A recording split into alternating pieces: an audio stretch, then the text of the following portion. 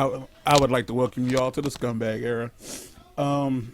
That basically is just me saying that I'm gonna do what I want to do, play the games I want to play, which is what I've been doing this entire time. But I've always tried to make things enjoyable to an audience that doesn't exist, and I'm kind of done doing that. I like making these videos. I like editing these videos. I'm just gonna do this for me. So effectively, I'm not like worried about what YouTube considers like advertiser friendly because I'm not getting ads anyway, and I'll probably never be able to. So here's the deal: if you like what I do, leave a comment, subscribe, maybe share it with somebody else that you might think is good. If you don't like it, fuck it. Go ahead and tell me that you don't like what I'm doing. Yes, I'm not supposed to swear in the first minute, but I don't care. No ads, and that's kind of the plus side to this channel. I'm effectively wild westing it. I can do whatever I want. I hope you enjoy the show. Peace out. Stop me. Here, buddy. Here, buddy. Here, buddy. Buddy. All right, so this is Princess Peach revisited. This is Princess Peach Showtime revisited. We will be going back through every stage and unlock and trying to get the special stuff. Like, so now in each stage, outside of the sparkle gems, because I finally know what they're called, sparkle gems and ribbons or dresses or whatever, depending on which it is. There's also 3 ninjas hiding. I don't know what that means. Well, I know what that means, but I don't know if they're like dressed up as somebody else, or if I simply have to try to find them places, everyone, or if like they're like hiding behind scenery or whatever the fuck. Like, I really don't know. And I'm pretty sure, yeah, the game is the game is like, you know, you have to watch. It's like playing it for the first time. So Mark didn't see the first episode, but here's the first episode. When you're regular Peach, your attack power is just her. Like, she gets to do the thing. You can make her do a thing. Isn't that one of her attacks in Smash? No. You're thinking about Rosalina. Oh, yeah, man.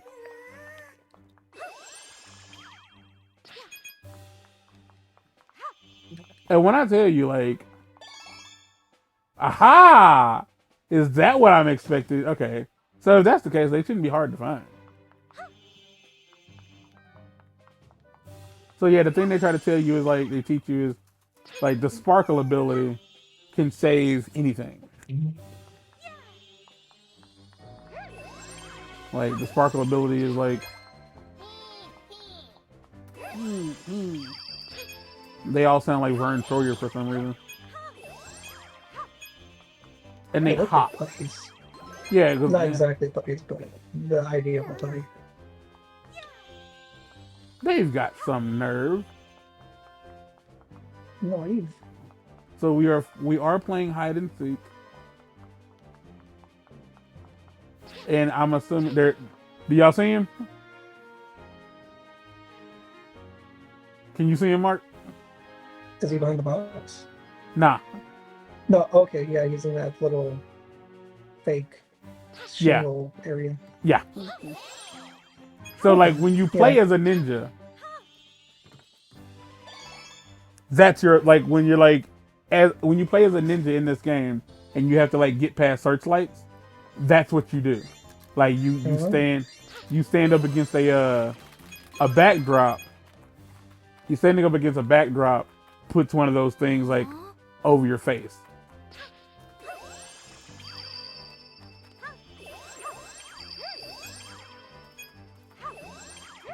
So you just basically looking for that. Yeah, you're basically looking for part of the background that's standing out. Yeah. But mind you, that's just the first 2. Like, I won't assume that that's what I'm looking for in every stage until like I've gotten like 6 of them. A genuine pattern. Yeah.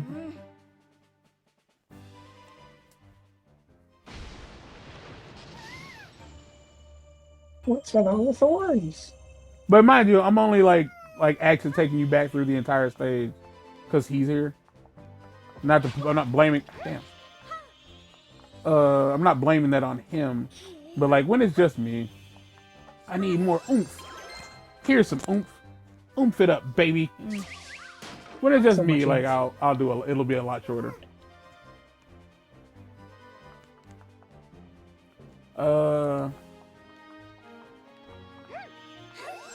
Cut that out. You're not cool. Not to mention, it seems like you like there. Well, Yep, there he is. Huh. He's not even trying. oh, well, yeah. Like if you walk up to them, it'll have like a little dialogue option. So, and as far as I know, I do not like. I don't know why I'm getting these. So like Mark, I don't know if you can tell, but like I have like there's a thing that allows you 3 extra hits, and like you can turn it off whenever you want. I have, however, not turned it off because Why would you? one of 2 things happens: I succeed, or I fail miserably. That's it. Like there has never been like a, oof, it's a good thing I had those. Like I either wasn't even close to failing, or yeah, I fucking got my ass handed to me because I didn't know what I was doing. That's the Sword Fighter Sparkle. Peach, I think we're on the road to success. And so every time, like you only do this once per outfit or ensemble. Ensemble. So like, so this is like Sword Fighter 1. Sword Fighter 2, you start the stage already as the Sword Fighter. And like, that's how it works. First stage just Yes. introduces you to it. Yeah. Goddamn musketeer. I've decided, I decided earlier today to start calling myself Martanian. I don't know how many people like were able to put that together and realize why that was what I decided to say. But I thought, I don't remember what I was doing or like anything like that. But I was like, yeah, Martanian. That's clever. Also, let's talk about X-Men some more, because I really like X-Men. Who is your favorite man of X? Nightcrawler. My favorite man of X is DM. Yeah. Any particular reason, or just... Pause for laughter. Did you get the bit? Please tell me you got the bit. Did I get the bit? Yeah, you didn't get the bit. No. My favorite man of X is DM. DMX. DM? DMX, yeah. Oh, okay. That's why, because I heard BM. I was like, what? Who the fuck is BM? Well, you know what? I want you to know that's how I feel about music. Oh, because that's how I feel about music. Like, you heard that and you were like, yeah, maybe he knows something I don't know. And that's how I feel about a lot of things. Like, you thought that they were saying this in that song? Yeah, that's dumb. Why did you think that? Because I don't know all the words in the English language. That's why. Like, simply put, I don't know all the words. I haven't seen that show in forever, and I know that there's a million fucking X-Men. Jesus Murphy, is there a lot of X-Men? Yeah, no, so Nightcrawler is your favorite X-Men. X-Men, really? Yeah. Any particular reason? Is it because you're also German? As funny as that is, no. I just think he's neat. I mean, honestly, I watched X-Men Evolution and I thought that he was cool. That's all you not need. a deeper reason, but that's all you need. After that, is neat because I've learned more about him since then. But that's the only reason.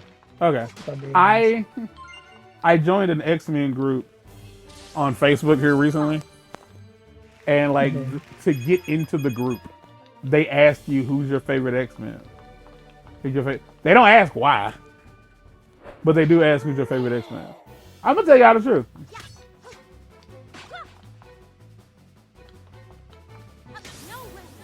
My favorite X-Men is like still to this day Wolverine, and I know that's like the noob like choice is like Wolverine. I don't care. Like if you're asking from a like, I don't know what to tell you. Like as a human being, Wolverine's ability to heal so rapidly. It's like, yeah, why wouldn't I want that? Like, why would I not want that? You know what I mean? No other X-Men has an ability that's worth a fuck to a human being. Like, Cyclops' like optic blast, completely fucking useless to me as like an everyday person. I'm not saying that they're like not useful in combat for an X-Man. Like, no. Like, Scott Summers' ability to, and by the way, they are not laser beams. They are concussive blasts. Yeah. Yes. And like it's basically just something that just hits really hard. It's a Hadouken out of his face. And I will say that a lot of like the show often like I won't say confuses it, but the show often gets it like mixed up. Like it's a little bit how would I put this? The show doesn't always like keep it consistent. Sometimes it's like sometimes Scott can do something that fucking sets something on fire, and then other times like it just punches people. Because that's all it's supposed to do. It just bumps things out really hard. Like it's punching really hard. Yeah. Just continuous beam of hit. Yeah, a continuous beam of hit. Mm-hmm. I don't know how else to put it. Like, but I would say and like I don't know if you knew this, but Rogue in the cartoon, do you know where Rogue gets her power from? No. So Rogue's ability is that if she touches a person, she steals their power and their life force. Basically. Yeah. For a human, she takes their life force. For a human, she just simply takes their life force. For a mutant, on the other hand, she copies their ability. Yeah. The reason Rogue is really, really strong and can fly is because Mystique convinced her to take Miss Marvel's powers. I didn't know that. Neither did I. But like when she was a kid, well, when she was younger, Mystique effectively was her mother. Well, in some canons, she's just straight up her mother. Yeah. Like I don't know if that's like not the case. Like I don't know if like because like it seems like at a certain point Mystique had definitely forgotten that Mystique was her mother, who her mother was, or rather didn't know. Also, as a side tangent, just because I am less likely to remember, in some canons, Mystique is both Rogue and Nightcrawler's mother. But in one canon, like the newer canon, Mystique is Nightcrawler's father. I have on multiple occasions thought that maybe you shouldn't talk. That was one of those moments. I mean, so, it makes sense. Oh yeah. Can no. When you said it, I understood immediately why that's what it was called. And as soon as you said it, I got it. And like, it's how come the guy who plays Morph? Do you know who Morph is? Yeah. The guy, the voice actor for Morph in the new show, which I think is the OG voice actor for Morph, said that he considers Morph to be non-binary. Meaning he simply does not have a gender, male or female. Now, I disagree with this mostly because when Morph goes into like his natural state, Morph is a man. Morph is a guy. And the same goes for Mystique. Technically speaking, Mystique is also, could be considered non-binary because she can be both a man and a woman, but at the same time, like when Mystique goes back to her neutral form, she's a female. Now, the problem with this is, in the movie, if I'm not mistaken, I think it's Rebecca Romijn who plays Mystique. Mystique is butt naked. All the time, yeah. But in the cartoon, if you watched it, Mystique has an outfit. Like she wears clothes. A white like leotard. Yeah, it's really pretty. Like it's like it's very much more like a loincloth, but it goes down to the floor because let's put it this way, it's like a skirt with slits all the way up to the waist. And then like Yeah. a tube top across the titties. Titties, ooh, titties. I hope no children are watching this. So, but in the There's a movie, parental warning on every single one of your videos. I mean, every single fucking one. But in the movies, she's naked. And the reason I have an issue with this is, technically speaking, she's still a mammal. So she has nipples, and she has to eat. So she creates bodily waste. What I'm saying is she has a vagina and she has a butthole. More specifically, she has butt cheeks, which means she has a butt crack. So Mystique should have worn clothes in the movie, because in the third movie, when she gets cured, like all the blue stuff goes away, and she has to cover herself. Well, you know, she didn't have to, but she covers herself because her body has gone back to normal. Now, I don't know if this is like, you could argue it's like, well, technically speaking, that she's doing that. She's covering her nipples, her butt, and her pudenda. She's covering it with her ability. It's not like molded over by like that's not her form. She's covering herself. But if that's the case, why don't you just put on pants? Like, why not just assimilate a pair of pants and a bra or whatever the fuck? Aren't you cold all the time? But anyway, yeah. And before we get out of here, because I know this, Mark, you remember Jubilee? I do. Do you know what Jubilee's real name is? No. Jubilee's real name is Jubilation Lee. Anyway, goodbye, people.